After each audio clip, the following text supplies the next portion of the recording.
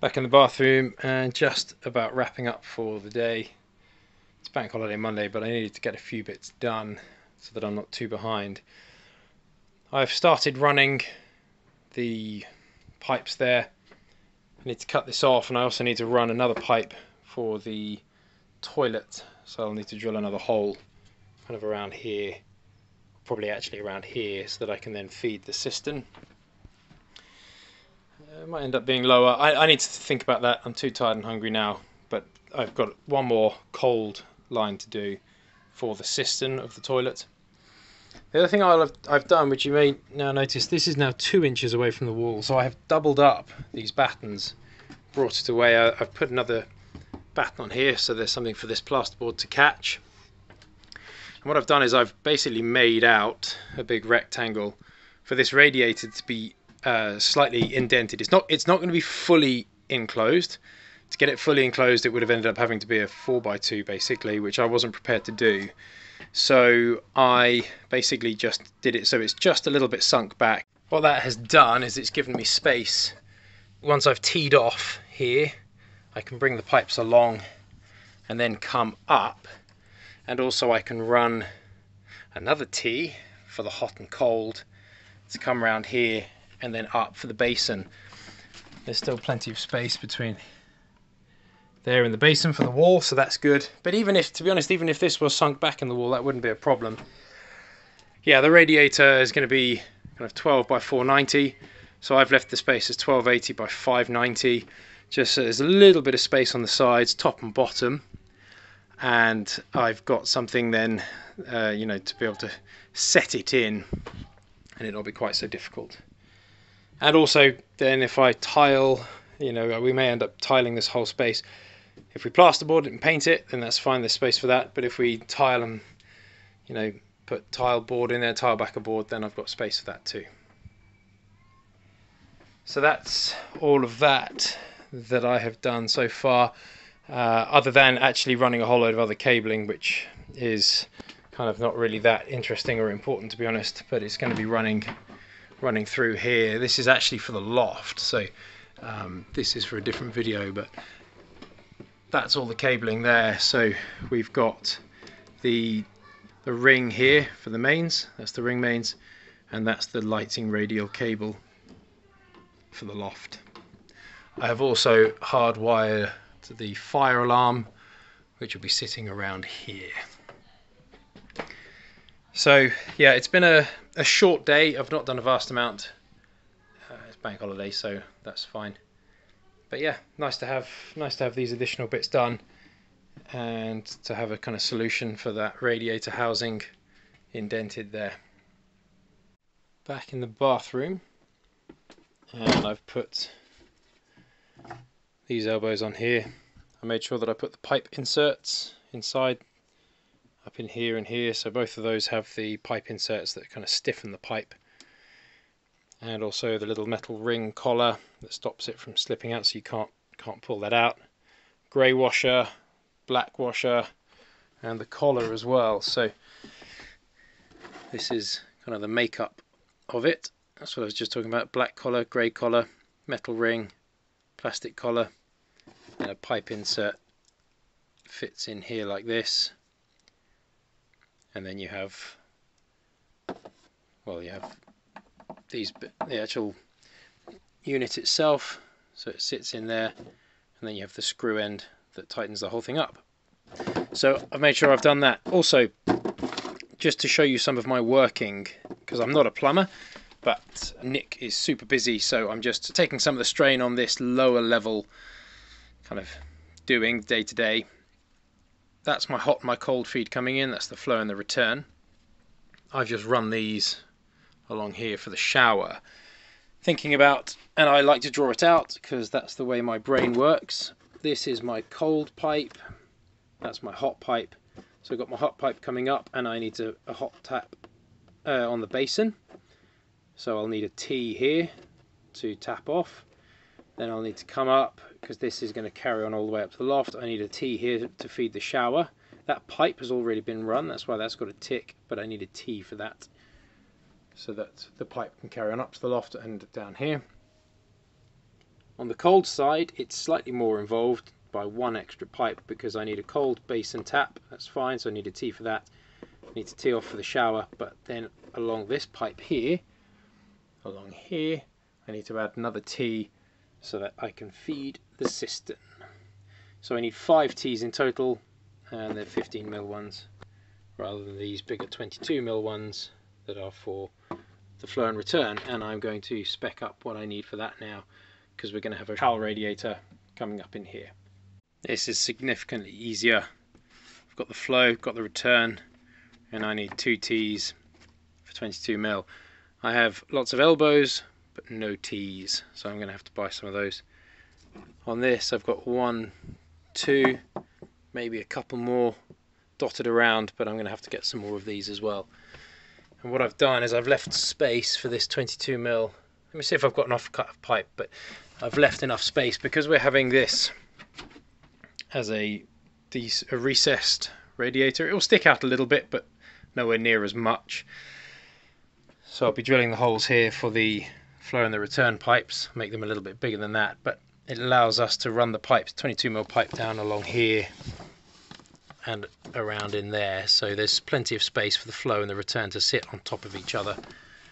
Be a little bit tight, but false wall here and a false wall here will give it plenty of space to hide. Then when we're done, we'll simply tile all the way down like this. And what I can do is I'll snug the pipes up as much as I can up here, and I'll probably pack out the bottom here so I've got something for my plasterboard to catch on down at the bottom there. The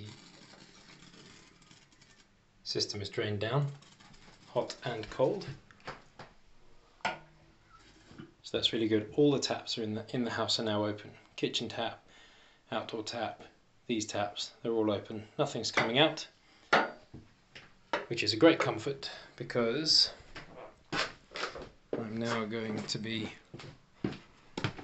connecting up what I have done.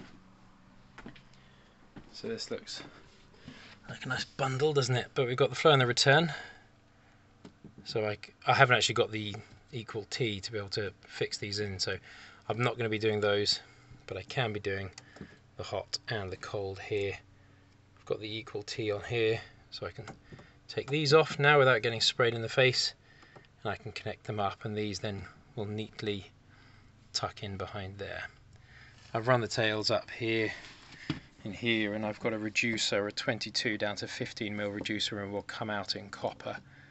So there'll be a 15mm copper from 22 PEX. This is a 22mm hole, so there'll be a bit of space there for the 15mm pipe. But I'm concentrating on these now, so I'll sort this and then I'll show you what I've done. Okay, hot on the left, cold on the right. So they line up, hot with hot, cold with cold. These are then nicely and neatly tacked up here, and I have made sure that I've put these stops on the ends of those caps there, on the ends of those caps there, and also on the ends of the tails that now go up into the loft. So I technically have running water potentially up in the loft, which is great. Nowhere to drain it, but I have access, so that's really good. And these then kind of tuck out the way out the back here. And then these are obviously just free agents at the minute, but I'll be able to what I'll do is I'll slice down around here, put the T on, and then T in, connect up like this. I'll have the other one as well. So it is a bit congested back here. Not a lot I can do about that. Would have been worse if I hadn't packed out this wall here. If that hadn't come out, it would have been a nightmare. So a false wall here and a false wall here has made a big difference. Moment of truth. I'm going to turn all of this back on. Hot and cold water.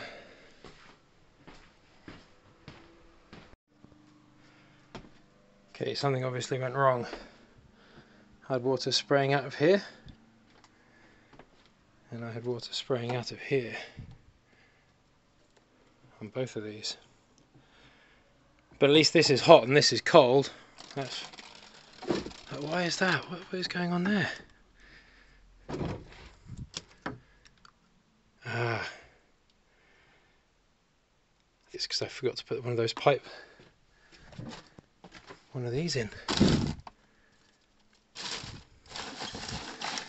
So I'm up in the loft, and it looks like this one is bone dry,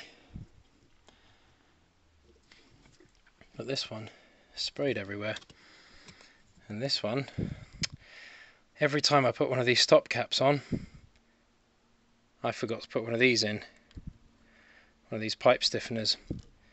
So let that be a cautionary tale to all of you who are DIYers and not plumbers. I know I've put it in the elbows because I remember doing it, but I didn't on the stop caps. I think on this one I must have just got lucky. Yeah, look, there's one in there on that one, which is why that one didn't leak and this one clearly did. Right,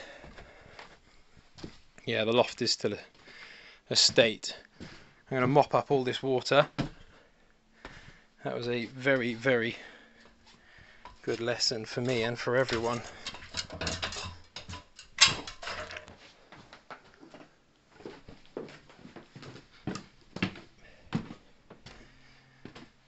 So that, well, it could have been a lot worse, but that's a very wet lesson on the importance of collar stiffeners or pipe stiffeners. These little things shows how important they are.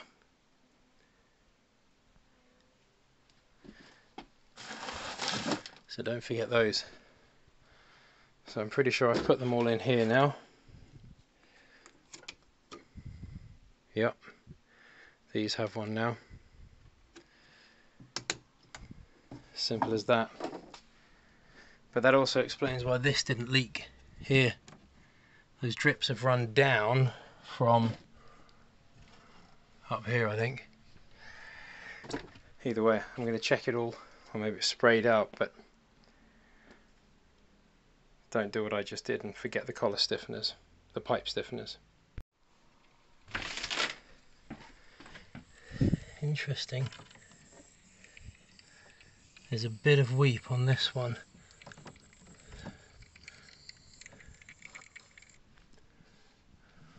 Where's that coming from? It's coming from there. Interesting. Okay, I'll have to switch that off and sort that. I don't know what's causing that, but I'll need to stop that drip from happening there. Otherwise, everything else is secure, which is great. So I'm going to switch it off and figure out what's going on with that one. Right, so I swapped this one out for a JG Speedfit one. So it's odd. This one and this one, same shop, same manufacturer, same everything. This one's fine. That one failed. It got worse and worse the more I tried to improve it. Whereas these Speedfit ones are just so good. Every time I've used a Speedfit fitting, it's been absolutely fine. I had everything. 3 of those, 3 rubber seals, 3 of the gripper guards, 3 inserts, one of which I have reused. Oh, hang on a minute. I think I only had 2 inserts. That's why it was failing. So it wasn't a problem with this. It was installation error. Right, okay, so this is the lesson of this video. And I am going to post it. I'm going to show all the failure. I'm going to show all of the things I got wrong because I think it's important for... I mean, this is ultimately a DIY channel. I am not a plumber. Don't come after me, plumbers, because I'm not stealing your lunch. I'm a DIYer and I'm doing the best I can. But I've made an honest mistake by forgetting to put in these. So it wasn't an exercise in saving money. You know, I have a whole pack of these. Bought them, perfectly happy to use them. I simply forgot to install them in one of these, so in one of the T's, and I forgot to put them on every time I had one of those stoppers, all bar one, and it was a pretty expensive lesson. So it's all pressure tested now. This is live and it's working fine, which is great, but 3 towels worth of water later. So I'm going to stop the video here. This is the kind of first fix of this bathroom done. That's enough for today, but please do like, comment, subscribe. If you've learned anything from this video, I really hope you have, but if you have learned anything from this video, please do like, comment and subscribe, and I'll see you on the next video.